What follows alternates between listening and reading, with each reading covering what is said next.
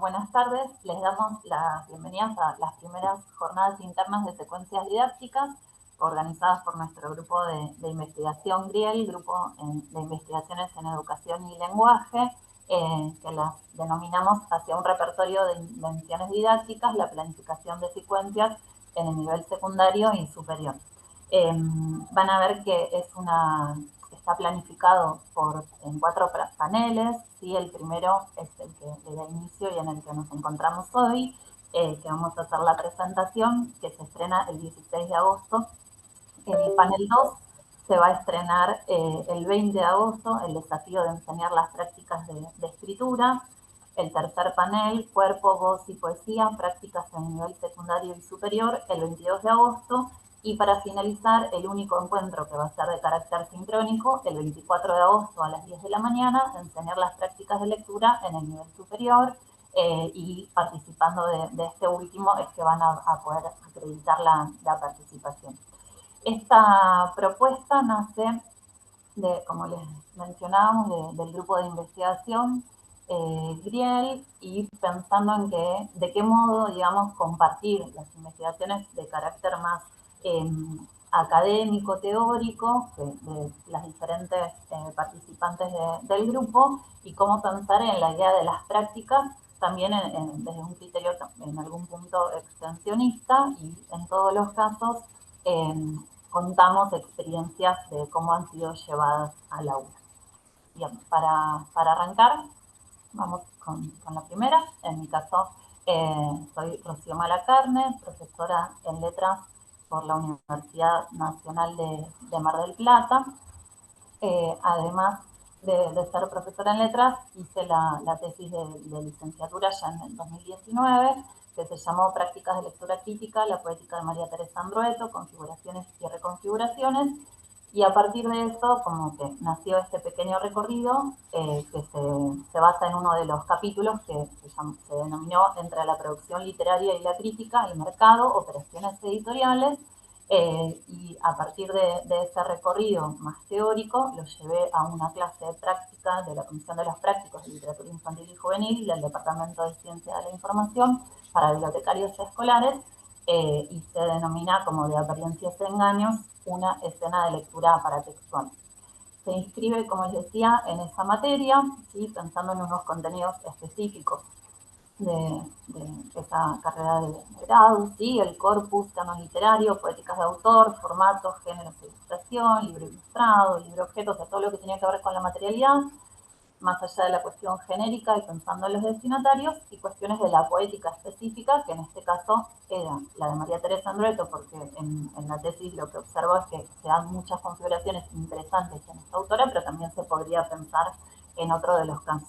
Muchos de estos contenidos en esta escena que se presenta, didáctica que se presenta aquí, ya se dan como por supuestos, como que es un recorrido que se piensa como al final del cuatrimestre, ya teniendo unas buenas clases antes, ¿sí?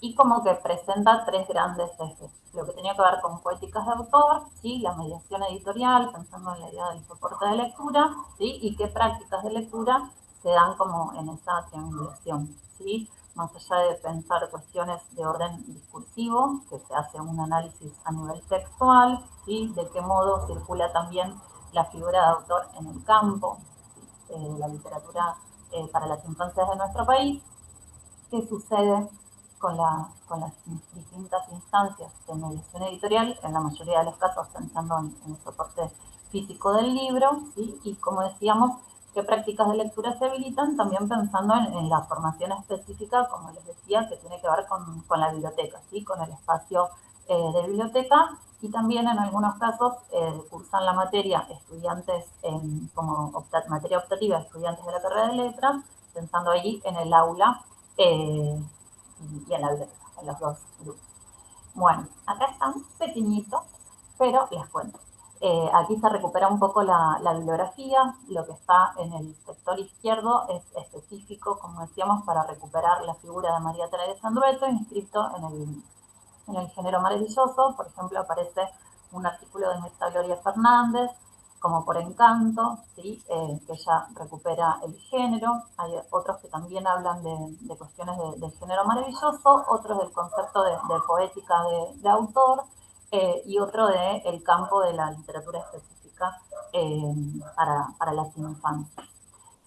El otro eje, que recuerden que hablaba de mediación editorial, soportes de lectura, el concepto de paratexto que recupera Maite Alvarado en su libro ya muy conocido, un trabajo que hace Marcela Carranza, que se denomina Viejos son los trapos o nada bueno sale de un repollo, sobre la cuestión del rescate editorial, bueno, que trabaja sobre algunos casos específicos que se han dado en este movimiento que ahora voy a presentar, que tiene que ver con las ediciones y reediciones y cómo van configurando nuevos patrones de lectura. Después de Matías Moscardi, si bien habla específicamente de poesía en nuestro país, o sea, no en el corpus infantil, es interesante el recorrido teórico que hace, así que tomamos insumos de la máquina de hacer libritos, poesía argentina y editoriales independientes en la década de los 90. También de Susan Stewart, la idea de colección y pensar cómo se dan de manera encadenada en algunos casos de María Teresa Andret.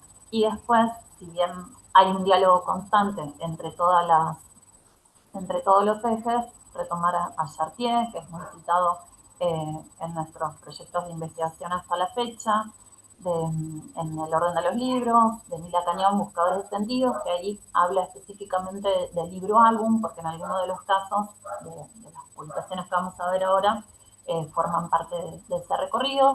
Humberto Eco, tal vez acá un poco forzado, pero pensar la idea de lector modelo también, más allá de que hay un distanciamiento de ciertas prácticas, y de Zafiro, la sociología de la literatura. Si bien el recorrido, como que este procedimiento se puede hacer con muchos de sus libros, elegí algunos como para mostrar y algunas preguntas que pueden entrar en diálogo con las diapositivas siguientes. Uno de los casos es el de María Teresa Andreto en El árbol de lila, ¿sí? Que es una publicación que, si bien tiene un recorrido variado, acá elegí 3 momentos en, en una antología de la editorial Coligüe, sí, que ella forma parte de, como les decía, una antología que son premios, o sea, que reciben el premio de esa editorial en una fila de cuentos donde ella no era muy conocida todavía, se habla de los nuevos nombres y demás. Entonces, es el texto, que es el que aquí está citado el comienzo, ¿sí? Aparece sin ilustraciones, como si fuera un cuento. Y digo como si fuera un cuento porque si vamos a una edición que se dio en la revista virtual Imaginaria, podemos problematizar un poco la cuestión del género porque parece como si fuese un verso, si estuviese en verso. Y algo parecido pasa en El árbol de lila. Entonces vamos notando cómo en esas ediciones y reediciones se podría problematizar la noción de género. Y acá voy a hacer una pequeña aclaración, que es el procedimiento como constante que se hizo con todos los casos. Lo que se propone en el aula es leerlo de distintos modos. Entonces, por ejemplo, les di el texto solo, sin ningún soporte, sin ningún tipo de soporte, en una simple hoja de papel, sin ninguna marca, ni autor, ni título, ni nada, y íbamos gradualmente llegando como al original entre comillas, ¿sí? Pero pensando en si podían reconstruir las piezas como de un rompecabezas para pensar de qué dispositivo de lectura había sido sacado, ¿sí? Entonces, eso lo hicimos también en el caso de Peras, que es un poema de María Teresa Andreto, que originalmente se publicó en Pavese Codas, ¿sí? Que es un corpus de poesía que está catalogado como para adultos. ¿Sí? En cambio, en Peras de Mágicas Naranjas está en la colección de pequeños y grandes lectores de poesía, ¿sí? Que cambia entonces el destinatario solamente a partir de lo paratextual. Entonces problematizamos la idea de la edad, ¿sí? O sea, cómo si el texto sigue sin ninguna modificación, cambia a su vez a partir de la materialidad lo que tiene que ver con la inclusión en una colección específica, ¿sí? Cambian las dimensiones, es ilustrado, no es ilustrado, los paratextos también, ¿sí? Que Andrueto se presenta en el recorte de para adultos, lo publicado para adultos o lo publicado para niños. Entonces, en esa secuencia vamos notando la importancia de la materialidad, ¿sí? Y acá, como les decía, estas preguntas se pueden repetir como eternamente, leer las letras o leer imágenes, el caso de Zapatero Pequeñito, que originalmente formaba parte de esta pequeña antología que tenía dos cuentos de la misma autora, Benjamino y Zapatero Pequeñito. Después gana el Andersen en el 2012 y lo edita o sea, de manera independiente solamente a Zapatero Pequeñito, ilustrado por Pablo Bernasconi. ¿Sí? Entonces, ahí también podemos ver cómo se resignifica, como decíamos, a partir de la ilustración y de algunas marcas paratextuales que la inscriben a ella como ganadora, digamos, del premio Andersen. Entonces, si volvemos hacia atrás, ¿sí? Bueno, no, que pensábamos entonces cómo podían interrelacionarse estas tres esferas y el título, ¿sí? No sé, aquí, de apariencias y engaños, pensando entonces en la importancia de dar cuenta del soporte, no solamente pensando en el libro, sino de la materialidad. Y, por ejemplo, a mí me pasó una vez que me preguntaron en una escena en que yo tenía que, digamos, que defender la importancia del libro, o sea, y de por qué, siendo bibliotecarios y ya pensando en las nuevas tecnologías y demás, por qué seguíamos sosteniendo tanto la idea de la materialidad, bueno, entonces me parece que en este caso defiende, ¿sí? Un poco la postura de llevar libros, de compartir libros, pensando en esa lectura en sentido amplio, ¿sí? No solamente o sea, ese caminito de hormigas, como yo les decía, que tiene que ver desde el texto a leer con el cuerpo, ¿sí? Entonces habrán notado que en ese pequeño recorrido había textos que, o sea, una primera lectura que no tenía que ver con ningún condicionamiento, si se quiere, editorial, ninguna mediación editorial. Después, un segundo momento, que tal vez sí, yo les iba dando como algunas pistas, ¿sí? El título o la autora, que podían como configurar un poco la lectura en un segundo grado, ¿sí? Y después sí llegar a un tercer momento donde se leyesen, ¿sí? Los textos completos con toda la información paratextual y problematizar un poco la idea de, bueno, qué pasa cuando están ilustrados, cuando no, ¿sí? Si son parte de una ontología, si no, si son para adultos o para niños. Y esa pregunta que en realidad las podemos romper un poco o no responder jamás, ¿sí? De cómo leemos con ojos de adultos y cómo leemos con ojos de niños. Esto que se daba, como yo les decía, específicamente en una parte del recorrido de María Teresa Andrueto, cuando pensábamos cómo la mediación editorial a veces prefigura nuestra lectura. Y para cerrar, ¿sí? Una cita también muy conocida de ella, de su libro Hacia una literatura sin adjetivos, que resume o sintetiza un poco el recorrido. Y dice, la tendencia a considerar la literatura infantil y o juvenil, básicamente por lo que tiene de infantil o de juvenil, es un peligro, porque parte de ideas preconcebidas sobre lo que es un niño, un joven, y porque contribuye a formar un gueto de autores reconocidos, incluso a veces consagrados, que no tienen entidad suficiente como para ser leídos por lectores a secas. Y me lleva a pensar en una escena de lectura que yo tuve en secundaria, cuando leí el libro del que forma parte de esta última ilustración, La Durmiente, que en la edición que yo había llevado decía, o sea, que era para 5 años. Y me acuerdo que el grupo de chicos y de chicas cuando le había llegado, como que me posicionaron de manera muy amena y me dijeron como que les estaba subestimando y demás. Simplemente por eso. Y después cuando lo leímos, bueno, cambiaron un poco el punto de vista. Pero por eso la importancia, digamos, de problematizar el concepto del libro, y es lo que me llevó a pensar en. Bueno, ahora le vamos a dar la palabra a Natalia. Acá estoy. Gracias, bueno, Rocío. Sigo con los ojos, se trata de miradas, parece este panel. Me presento brevemente. Soy doctora en letras, becaria postdoctoral de CONICET, estoy cursando un postdoctorado en Ciencias Sociales y Humanas en Mar del Plata, y bueno, compartiendo ahí recorridos con las colegas y con las colegas de este panel y con las colegas del grupo. La comunicación la titulé Con otros ojos, imágenes de infancias y juventudes revisitadas desde la ficción.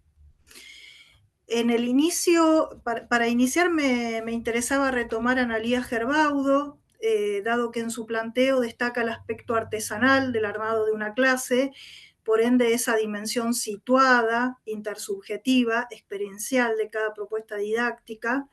Al decir de Gerbaudo, esto se condice con la concepción de un docente autor de currículum que toma decisiones, fundamenta sus prácticas, un sujeto activo en la determinación curricular. En concordancia, Gerbaudo propone la categoría aulas de lengua y de literatura, en plural por su carácter diferencial, con referencia a esos espacios complejos, densos, en que se ponen en juego las actuaciones docentes. El programa didáctico, dice ella, que involucra el conjunto de decisiones previas, tanto como la selección de contenidos, la definición de corpus, la formulación de consignas, etcétera, en un largo etcétera. Además, Gerbaudo vincula esta categoría, aulas de lengua y de literatura, con la de aula de literatura. Y dice, cito, se trata de un espacio en el que se producen diferentes contactos con los textos literarios, apuntando a distintas actividades en las que el docente pueda desarrollar su creatividad a la hora de elegir los materiales y de definir la posición teórica. Y luego continúa, digamos, con su planteamiento y va especificando lo que designa como aula de literatura convertida en taller de escritura. Y bueno, para eso valida los desarrollos de Maite Alvarado, de Gloria Pampillo, para definir un aula en la que se incluye el taller literario, de modo de habilitar a profesores y estudiantes en la experiencia de ingreso a la literatura desde la escritura de invención y o ficcional. Pensaba entonces que estas conceptualizaciones, volver a leer a Gerbaudo, son de alguna manera esos argumentos que justifican la propia práctica y también esa composición didáctica singular que se entrama en la secuencia didáctica específica que elegí para compartir en este ámbito.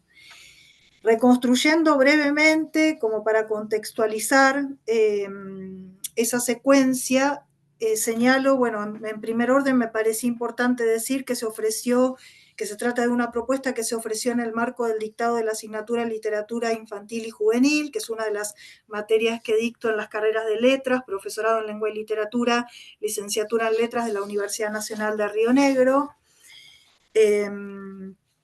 Se trata de una materia de los nuevos planes de estudio de las carreras de letras, UNRN, implementados desde el ciclo lectivo 2023. Dichos planes de estudio establecen que el IJ es asignatura obligatoria de primer año para profesorado y de segundo para licenciatura, cuatrimestral, se dicta el primer cuatrimestre, con una carga horaria de 64 horas. Los destinatarios de la propuesta son estudiantes de las carreras de letras que cursaron recientemente, entre los meses de marzo y junio de este ciclo 2024, y los desafíos, pensando en los desafíos planteados por este grupo particular, creo que tienen que ver, bueno, con la heterogeneidad de la conformación, como pasa en todos los grupos, ¿no? Conformaciones heterogéneas. En este caso, esa heterogeneidad tenía que ver con que estaba integrado por estudiantes de primero, ingresantes al profesorado, y de segundo, que ya venían con una trayectoria asociada a la licenciatura. Previamente, los ingresantes 2024 habían participado de lo que en nuestra universidad se llama módulo introductorio, donde se presentó la materia mencionando los principales temas, los principales problemas en torno al campo, lo cual se retomó en las primeras clases. Esta propuesta particular se implementó en el contexto de acuerdo al desarrollo de la unidad 1, que abre el programa, y el eje es sujetos, este fue el título que que elegí sujetos e identidades infantiles y juveniles en tensión. Básicamente porque lo que me interesa es justamente esto, ¿no? Como orientar una problematización de las representaciones en torno al ser niño, ser joven. Bueno, en esta línea, entonces, en el aula virtual del campus, habilité un foro, incluyendo una selección de fotografías y reproducciones de esculturas de diversos artistas. Yo había seleccionado para compartir con ustedes, a ver si ahí, bueno, esas son algunas de las de un conjunto, como les decía, de fotografías, reproducciones de esculturas de diversos artistas. Y propuse una consigna que la formulé, una consigna de resolución individual que la formulé de la siguiente manera: seleccionar una o dos imágenes y anotar las palabras que surgen a partir de lo que les provoca como emociones, impresiones, elegir una de las opciones y escribir, y ahí entonces planteaba las diferentes alternativas. Un diálogo entre personajes, el relato del sueño o pesadilla que haya tenido alguno de los personajes, una canción, un cuento, el monólogo interior de un personaje, la biografía de un personaje. Creo que no están pasando, ¿no? A ver. Ahí voy Ahora sí, a Nati, se dejar de... ve. Ah, Ah, justo ¿sí? sí, justo se veía. Puedes A ver, compartir vamos de otra vez. nuevo. Sí. Y si se complica así, si no, para no tener problemas con el tiempo, sigo No te adelante. preocupes, Ahí va, estamos bien de tiempo. ¿estamos bien? Sí, sí. Esta es otra, por ejemplo, ¿no? También hay, en este caso, dos de Adriana Lestido, una fotógrafa, y bueno, después un juego ahí también con algunos ojos que van mirando, que son reproducciones de las ilustraciones del Obvio de Itzwanch, ¿no? Bueno, me fui a ese libro a buscar algunos ojos que me ayuden a mirar de nuevo y desde otros lugares. Bueno, plantea entonces esta consigna y estas opciones para elegir y para escribir. Lo que siguió fue el desarrollo concretamente de ese foro, las diferentes intervenciones que se fueron compartiendo, y a propósito de esta instancia, yo lo que hice fue volver a esos escritos y al releerlos, buscando como algunas claves de análisis a partir de ese planteamiento de esa consigna, ¿no? Y esto de una reconfiguración de imágenes de infancias y juventudes. Así, con otros ojos se logró interpelar al niño joven ideal desde estos niños jóvenes reales, niñas y jóvenes que juegan, son curiosos, valoran las amistades, establecen vínculos con los adultos, con el mundo que los rodea. En las escrituras, al releerlas, en estas escrituras mediadas por el discurso ficcional, lo que podemos decir es que estas representaciones hegemónicas vinculadas a la inocencia, a la pura ternura, que connota una posición de minoridad como minusvalía, están claramente tensionadas, puestas en tensión. Se tensiona también esta relación de dominación por parte del adulto, las asimetrías. Los escritos retratan, podríamos decir, infancias, juventudes que conviven con la experiencia del abandono, el desamor, la falta de atención, el cuidado, que viven la pobreza, el hambre, la soledad, la injusticia, sin sueños, vulnerados. Acá, seleccionaba como algunos fragmentos para compartir, algunos, por ejemplo, los versos de este poema que denuncia: mamá me abandonó, parece ser que no me escucha, y no recibe las gaviotas que le mando. Solito estoy entonces, condenado a las oscilaciones del navío. Bueno, algunos fragmentos fui seleccionando de los escritos, ¿no? En uno de los relatos, por ejemplo, el protagonista dice: solía ser feliz cuando mi amiga de la infancia y yo jugábamos con peluches y fingíamos que éramos una familia, un pueblo, un reino, ladrones y policías o monstruos. Sin embargo, hoy solo siento dolor al estar tan vacío. Después, bueno, me anoté la confesión intimista, que aparece también en otro de los cuentos. Esa grieta, leo textual, que se expande desde mi frente, se ramifica en 1000 direcciones, revelando la angustia y desesperanza, la misma herida. Soy un niño que ha sobrevivido, ¿no? Bueno, hay otros ejemplos, tal vez me interesaría agregar, a ver si tenía otra imagen.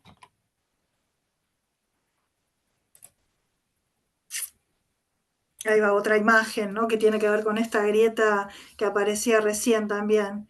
Desde mi frente se ramifican 1000 direcciones. Bueno, está ahí esta como imagen como muy fuerte, seguramente habrá sido la imagen que eligió.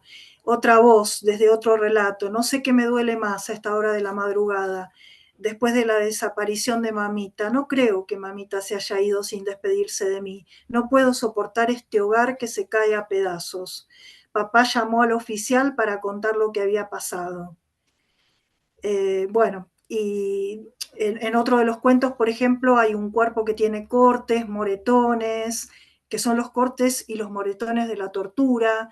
En otro se destaca el personaje de Laura, quien textual tomaba una medicina para que no le creciera barba y que cuando cumpliese 18 pensaba celebrar acudiendo al registro civil para modificar su DNI.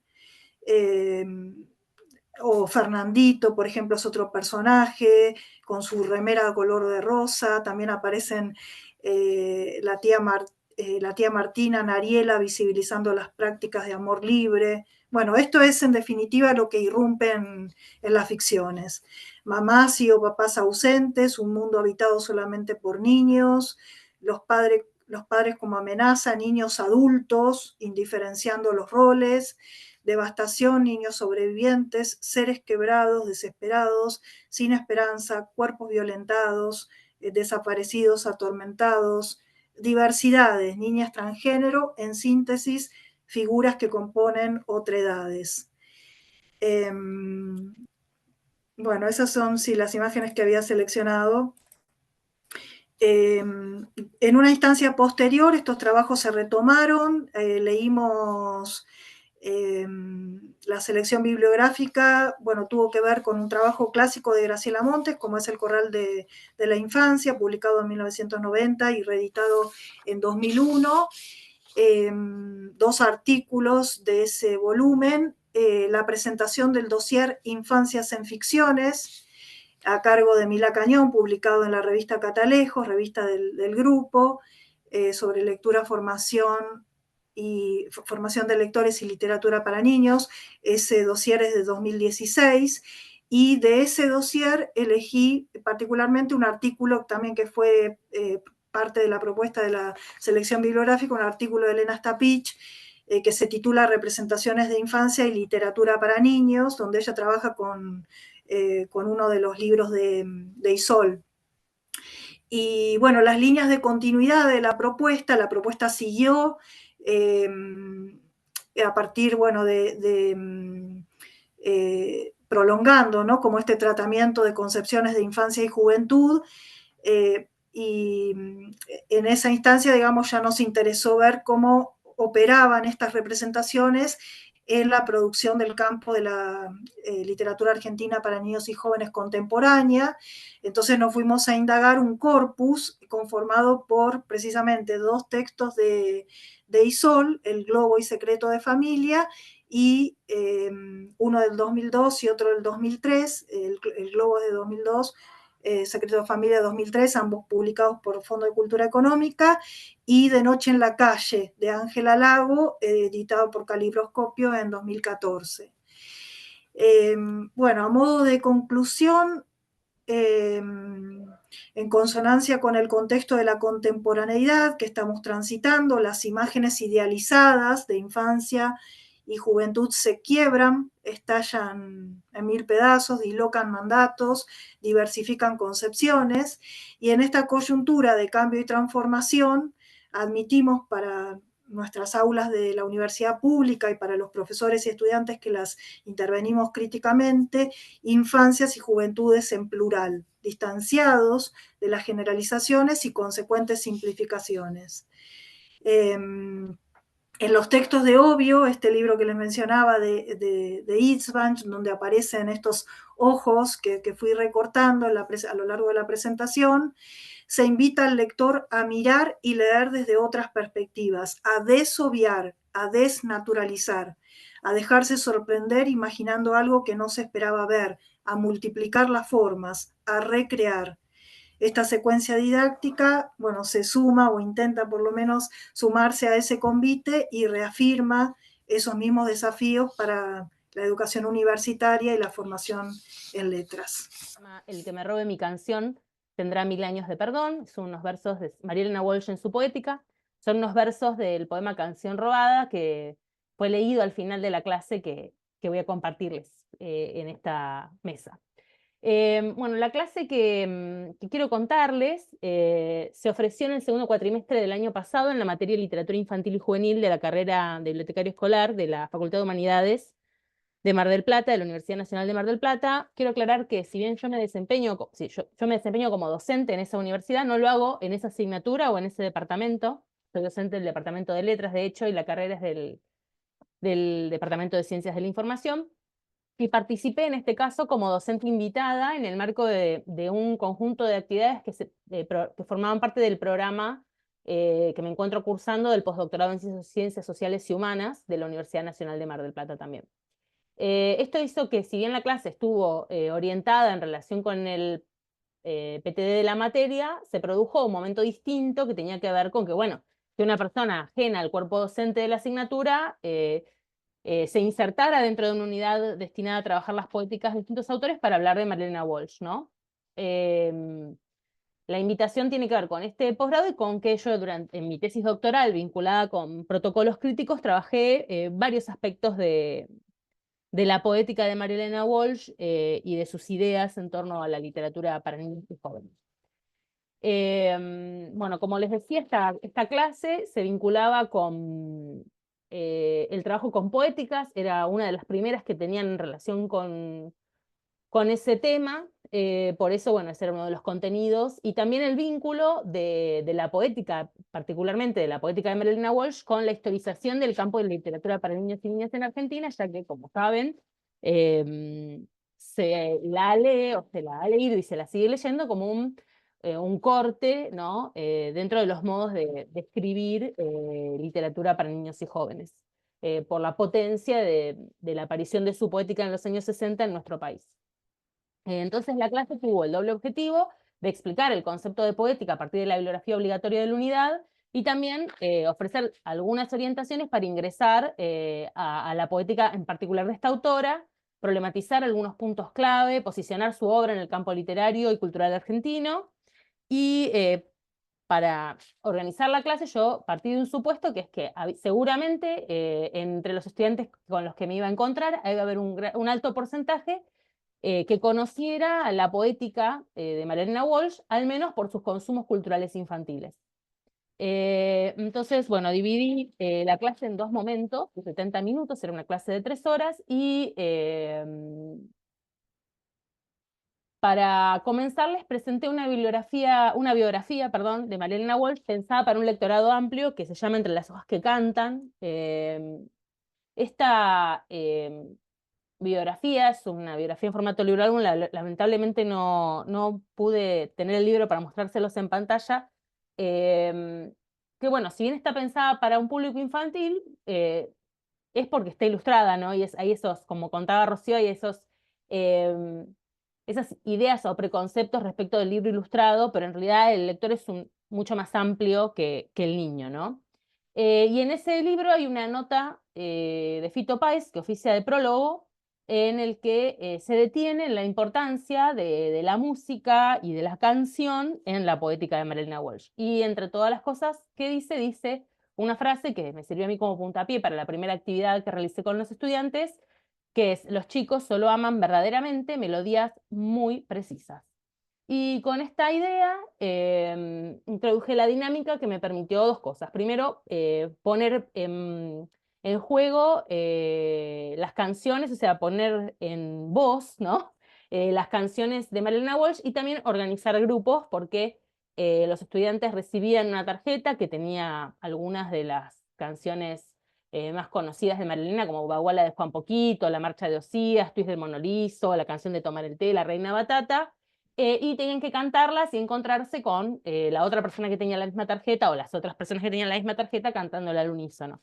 En este momento se generaron algunas cuestiones interesantes. Por ejemplo, cuando quienes tenían Baguala de Juan Poquito no conocían esa canción en particular, entonces las docentes que estábamos en clase comenzamos a cantarla, y después otras personas que estaban asistentes, pero o sea, otros estudiantes, pero que no les había tocado esa canción, también la comenzaron a cantar. Entonces se generó como un momento coral para, digamos, ayudar a aquellos que no podían recuperar esa canción en la memoria.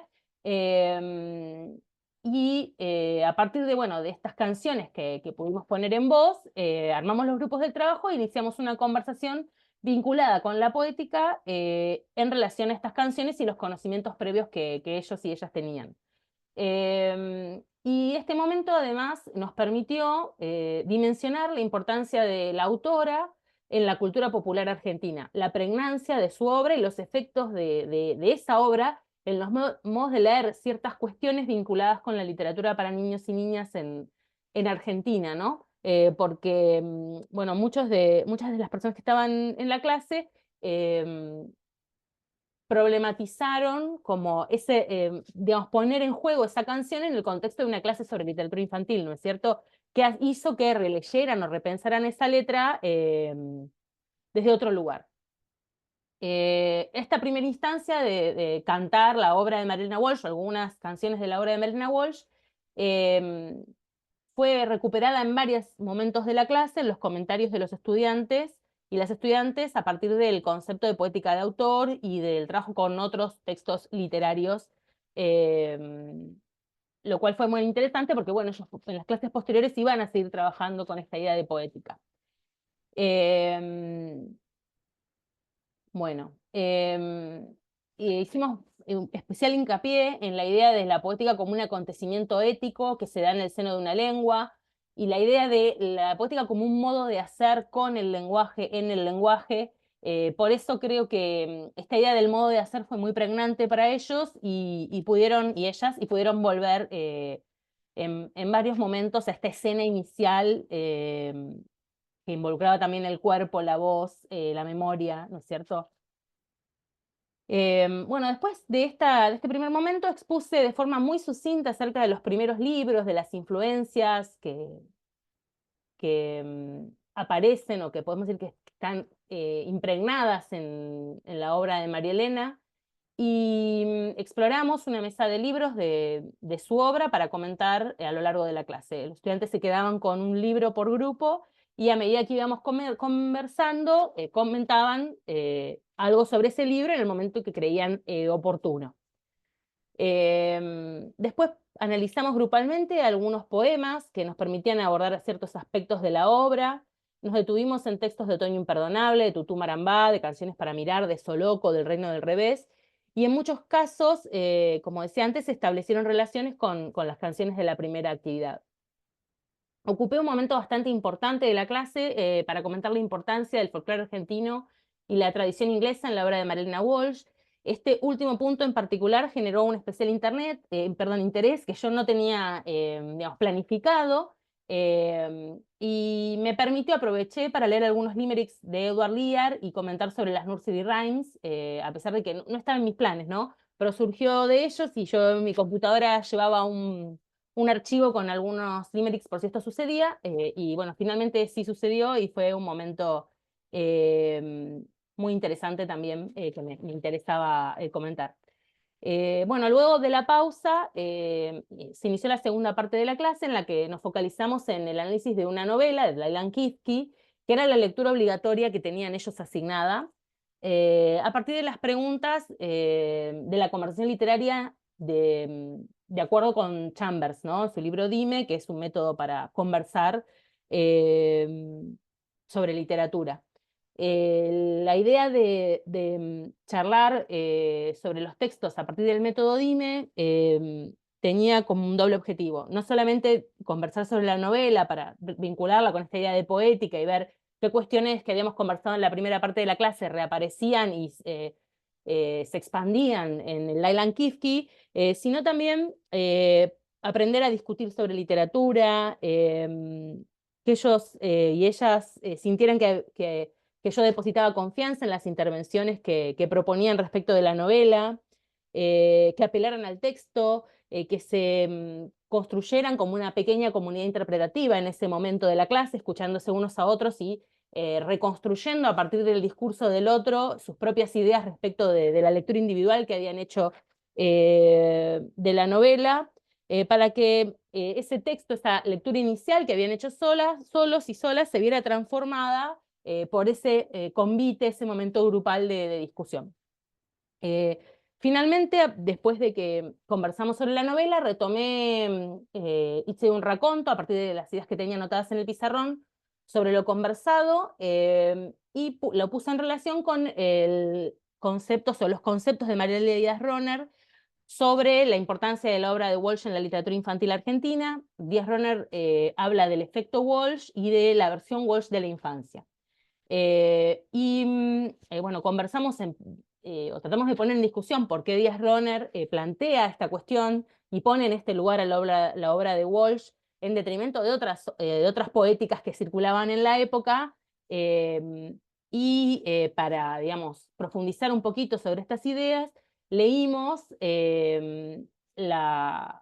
lo que María Díaz-Roner también dice en la guía de Marc Soriano de literatura infantil y juvenil, en la que expone las conquistas estéticas y literarias de la obra de Marilena Walsh, que pudimos relacionar con lo que habíamos trabajado en la clase, ¿no? La idea de legalizar a los niños como intérpretes, la importancia de alejarse del didactismo que imperaba en su contexto histórico, la importancia de la incorporación del humor y el disparate en su poética, la importancia de lo popular, de lo folclórico, la renovación que plantea la puesta en juego de su obra en el campo literario respecto de la discusión sobre lo menor y lo mayor en la literatura, bueno, entre otras cuestiones que María Díaz-Roner propone y que nos permitió discutir y poner en juego en la clase a partir de lo trabajado.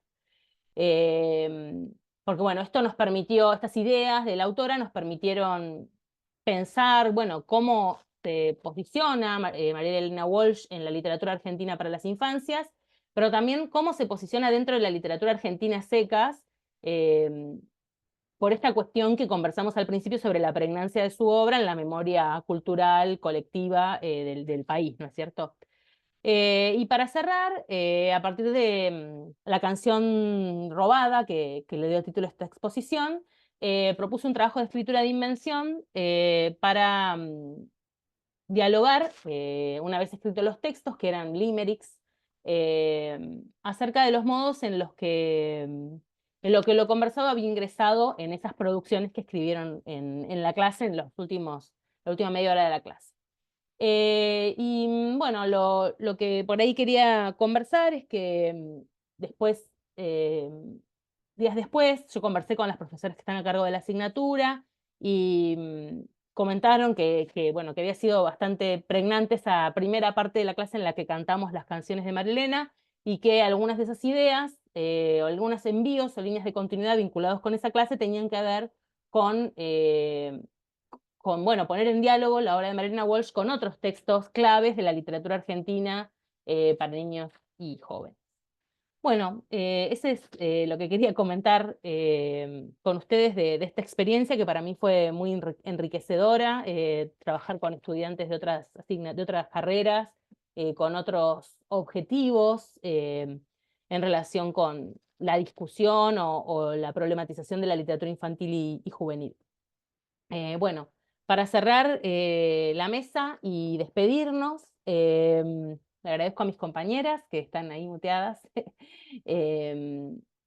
su exposición y voy a hacer una breve reflexión para invitarlos también a conversar en en los comentarios de este video, que va a estar en nuestro canal.